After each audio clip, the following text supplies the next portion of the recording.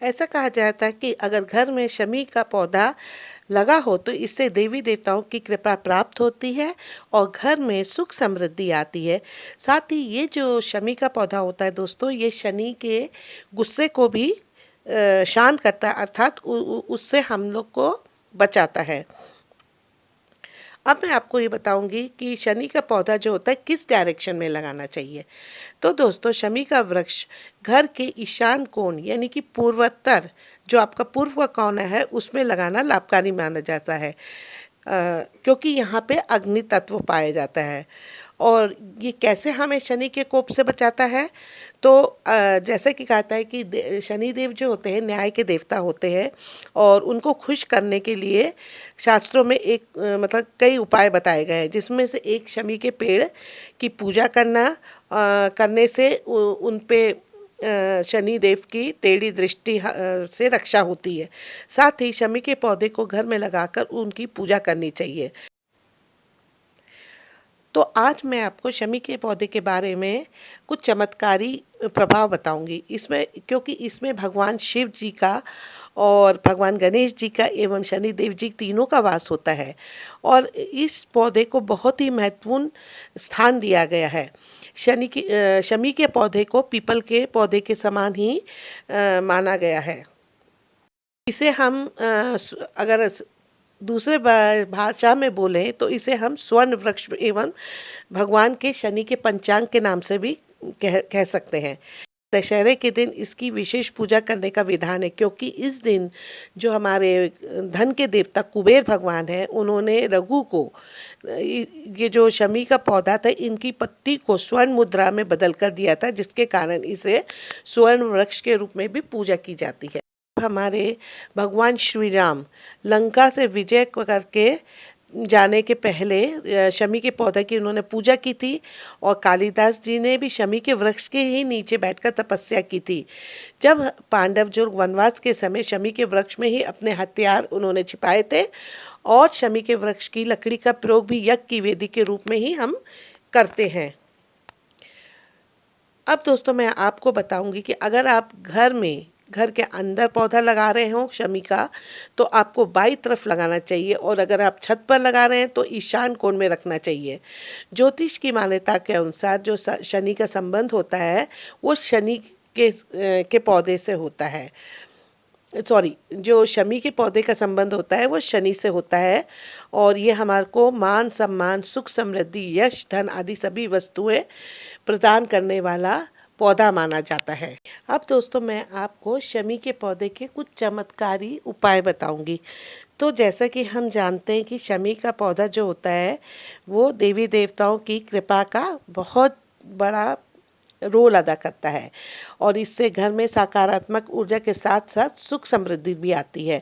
भगवान भोलेनाथ को शमी का अति प्रिय होता है, और ऐसा कहा जाता है कि अगर हम रोजाना पूजा के वक्त उन्हें ये फूल अर्पित करें तो भगवान प्रसन्न होते हैं और सभी प्रकार के संकटों से हमारी रक्षा करते हैं, और ये शनि के प्रकोप से भी हमको बचाता है। अब दोस्तों, बात ये उठती है कि अगर हम ये शमी का पौधा घर में लाते हैं तो हमें उसको ईशान कोण के डायरेक्शन में लगाना चाहिए, जैसे कि मैंने बताया, क्योंकि ईशान कोण हमारा जो होता है, जहाँ से सूर्य निकलता है, वो अग्नि कोण होता है, और वहाँ के यानी कि हमें पूर्व की दिशा में लगाना चाहिए। और इसको यहाँ पे लगाने से बहुत लाभकारी हमको रिजल्ट्स मिलते हैं, क्योंकि क्या होता है कि न्याय के देवता शनि को प्रसन्न करने के लिए भी शमी के पेड़ का प्रयोग किया जाता है हर शनिवार को। अब दोस्तों, मैं आपको एक बहुत सरल उपाय बता रही हूँ कि हर सैटरडे के दिन आप शमी के पेड़ की जड़ के पास सरसों के तेल का दीपक जलाएं, और ऐसा करने से शनि के प्रभाव में पीपल का वृक्ष भी आता है, परंतु पीपल के वृक्ष की विशालता के कारण इसे घर के अंदर तो हम लोग लगा नहीं सकते। इस कारण आप घर में शमी का पेड़ लगा सकते हैं, और उसका उनके सामने हर शनिवार को सरसों के तेल का दीपक जलाएं। और इसके जो मैं आपको बताती हूँ कि शमी के पेड़ के इतने प्रभावकारी टोटके कहना चाहिए या तंत्र मंत्र बाधा और जितने भी नकारात्मकता आपके घर में है या मनुष्य के अंदर होती है वो सब इनकी पूजा करने से दूर हो जाती हैं। शमी के कांटों का प्रयोग करने से क्या होता है कि ये सारी तांत्रिक मांत्रिक और बाधा और नकारात्मक शक्तियां का नाश हो जाता है। शमी के फूल, पत्ते, जड़ें, टहनी और रस का प्रयोग शनि संबंधी दोषों को दूर करने के लिए भी प्रयोग किया जाता है और इसको हम एक गुणकारी औषधि के रूप में भी प्रयोग कर सकते हैं।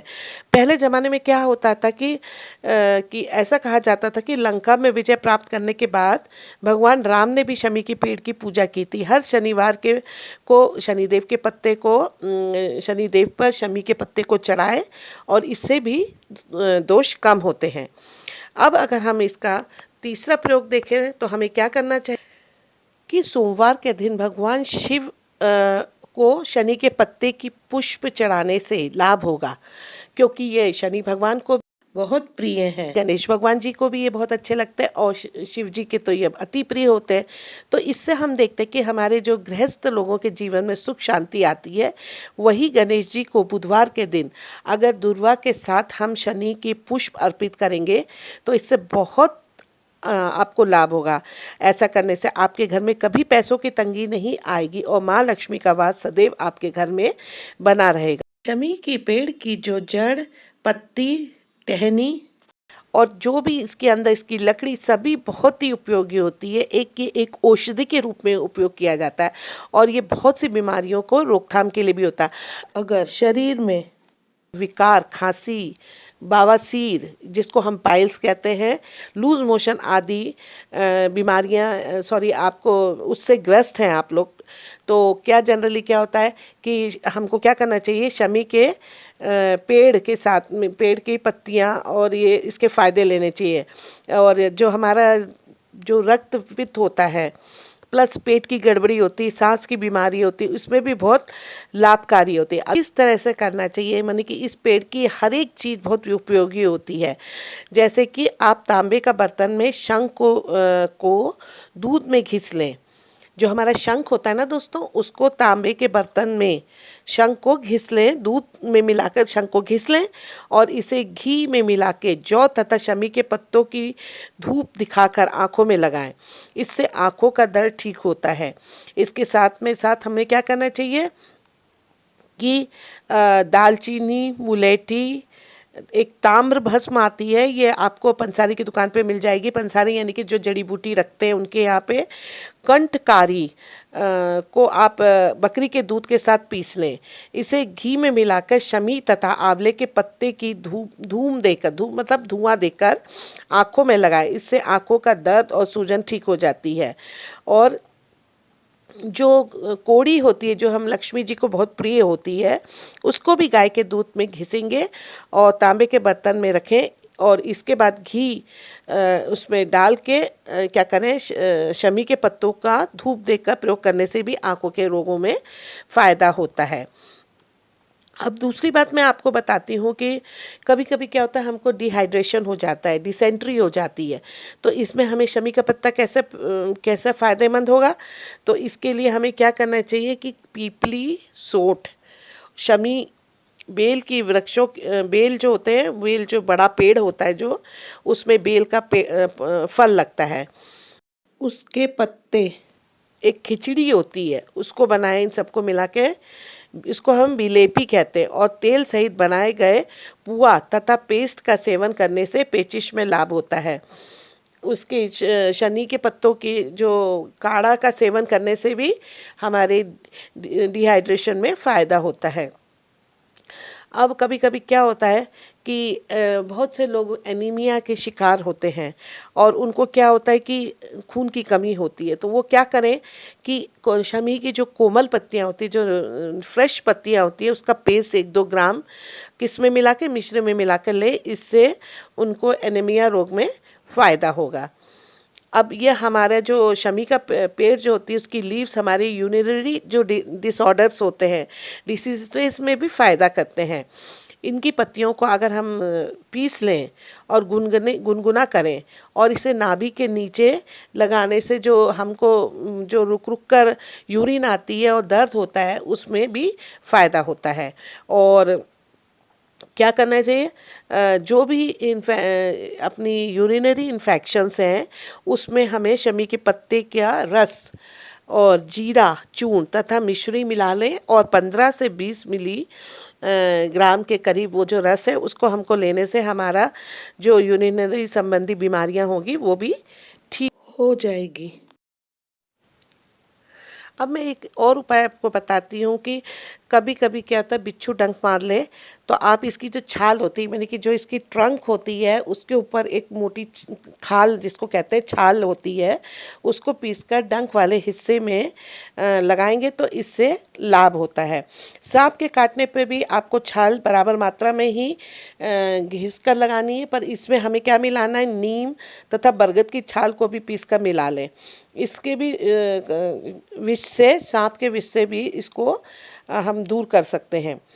शमी, मूली बीज, सहजने की जो बीज होते हैं और सरसों की और जौ, इस सब की कांजी बना ले से, कांजी बना लें, मतलब कांजी मतलब उनको पीस लें और पीसकर पेस्ट बना लें। इसका लेप करने से आप गले की जो टॉन्सिल्स होता है, थायराइड होता है, उस पे लगाने से भी रोग में फ़ायदा होता है। तो देखा दोस्तों आपने कि ये हमारी औषधि रूप में भी बहुत फ़ायदेमंद होती है। अब मैं आपको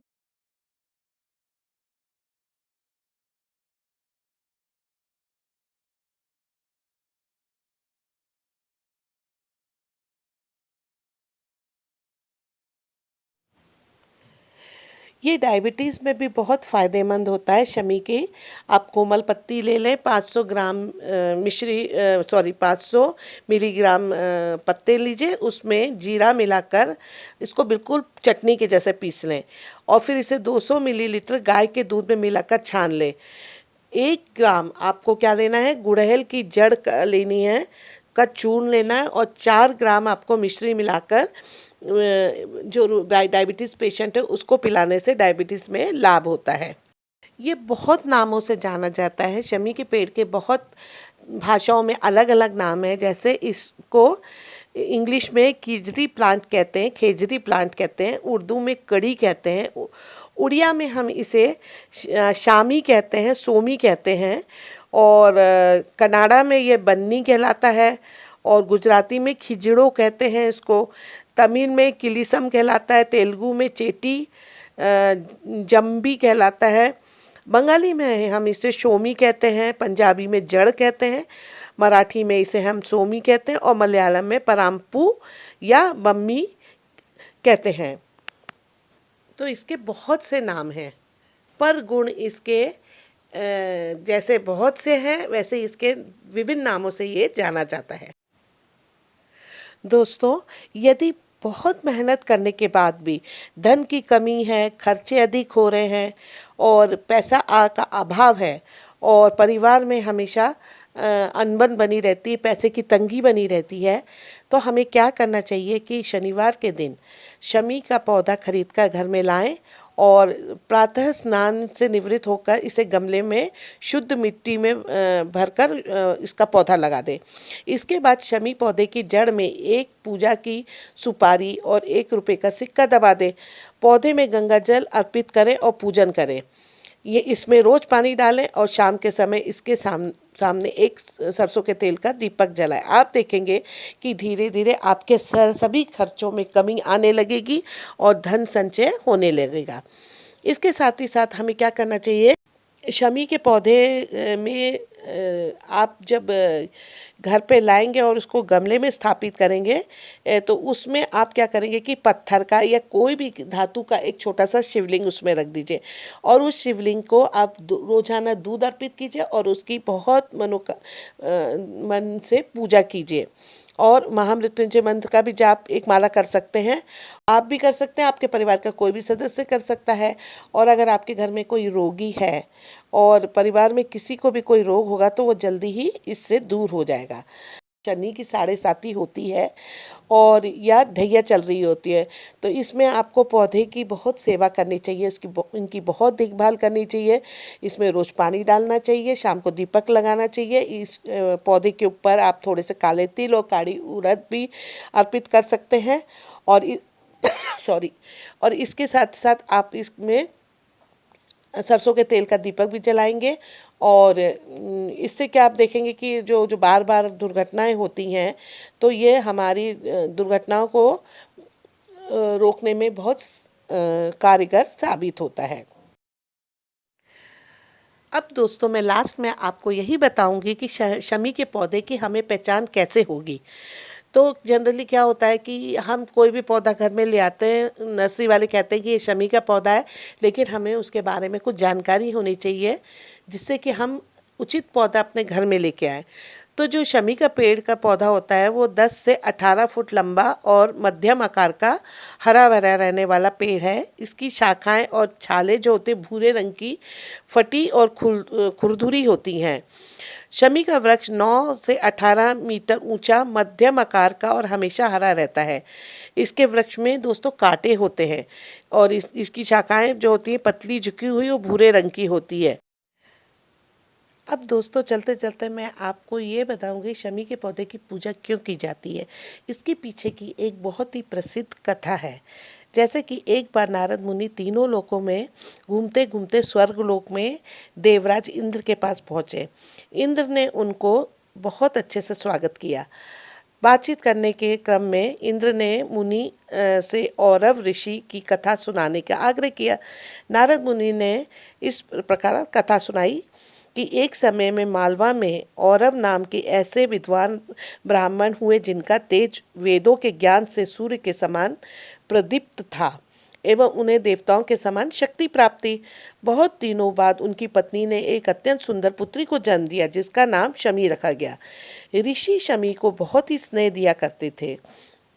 जब वो 7 वर्ष की हुई तो उन्होंने शमी का विवाह धौम्य ऋषि के पुत्र मंदार से किया। मंदार शौनक ऋषि के आश्रम में रहकर शिक्षा प्राप्त किया करते थे। अतः विवाह के बाद शमी को उसके माता पिता के पास छोड़कर शिक्षा पूरी करने के लिए शौनक आश्रम चला गया। जब मंदार और शमी पूर्ण यौवन अवस्था को प्राप्त हुए तब मंदार अपने ससुराल गया और शमी को विदा करके पुनः शौनक के आश्रम की ओर वापस चला। चलते चलते रास्ते में एक महान तपस्वी जिनका नाम भृशंडी का ऋषि का आश्रम पड़ता था, जो गणपति के अनंत भक्त थे। अपनी तपस्या से उन्होंने भगवान गणेश को प्रसन्न किया था, जिन्होंने ऋषि को यह वरदान दिया कि गणेश की तरह ऋषि भृशुंडी भी अपने कपाल से सूंड निकाल सकते हैं। जब शमी और मंदार दोनों भृशुंडी के आश्रम के पास पहुंचे तो उन्होंने गणेश की तरह सूंड निकाले देखकर दोनों को हंसी आ गई। इस पर ऋषि जो थे बहुत क्रोधित हुए और गुस्से में आकर उन्होंने दोनों को श्राप दे दिया कि तुम दोनों वृक्ष बन जाओ, ऐसा वृक्ष जिसके पास पशु पक्षी भी ना आए। ऐसा ही हुआ। मंदार ऐसा वृक्ष बना जिसकी पत्तियां कोई पशु नहीं खाता और शमी ऐसा वृक्ष बनी जिस पर कांटों की अधिकता के कारण कोई पक्षी शरण नहीं लेता। कई दिनों के बाद जब शमी और मंदार ऋषि शौनक के आश्रम नहीं पहुंचे तब ऋषि उनको खोजते खोजते निकले। तो सबसे पहले वो शमी के पिता औरव के घर गए। वहां उन्हें ना पाकर ऋषि देह खोजते हुए भृशुंडी के आश्रम में आए, जहां उन्हें सारी बातों का जानकारी मिली। उन्होंने भृशुंडी ऋषि से दोनों को श्राप मुक्त होने का अनुरोध किया और किंतु भृशुंडी ने इसमें अपनी असमर्थता बताई। तब उन्होंने भगवान गणेश जी को प्रसन्न करने के लिए कठोर तपस्या आरंभ की। उनकी तपस्या से प्रसन्न होकर गणपति 10 हाथ ऊंचे सिंह पर बैठकर प्रकट हुए। गणपति ने उन्हें वरदान मांगने को कहा। उन्होंने शमी और मंदार को शाप मुक्त करके पुनः पूर्वावस्था में लाने का वरदान मांगा, किंतु गणेश जी अपने प्रिय भक्त भृशुंडी की अवहेलना नहीं कर सकते थे दोस्तों, अतः उन्होंने वरदान देने से मना कर दिया। परंतु बदले में यह उन्हें वरदान दिया कि दोनों वृक्ष तीनों लोकों में पूजनीय होंगे और शिव तथा स्वयं गणेश उनकी पूजा बिना इनकी उपस्थिति में पूर्ण नहीं माने जाएंगे। यह कहकर गणपति जो थे अंतर्ध्यान हो गए। ऋषि शौनक तो अपने घर लौट गए, परंतु ऋषि औरव ने अपना शरीर वहीं त्याग दिया। उनका तेज अग्नि रूप में शमी पेड़ के तने में स्थित हुआ। इस प्रकार नारद ऋषि ने इंद्र को औरव की कथा सुनाई। और इसीलिए दोस्तों आज शिव और गणेश जी के मंदिरों में हवन से पहले शमी की लकड़ियों को घिसकर अग्नि प्रज्वलित की जाती है और उसमें आहुतियाँ डाली जाती हैं। बिना मंदार पुष्प और शमी पत्तों के शिव एवं गणपति की पूजा पूर्ण नहीं मानी जाती है। तो ये थी छोटी सी कथा शमी के वृक्ष के बारे में। तो आशा करती हूँ कि आज की वीडियो मेरी आपको पसंद आएगी और ये जो नॉलेज मैंने कहीं से ली थी तो वो नॉलेज मैंने आपको शेयर की है।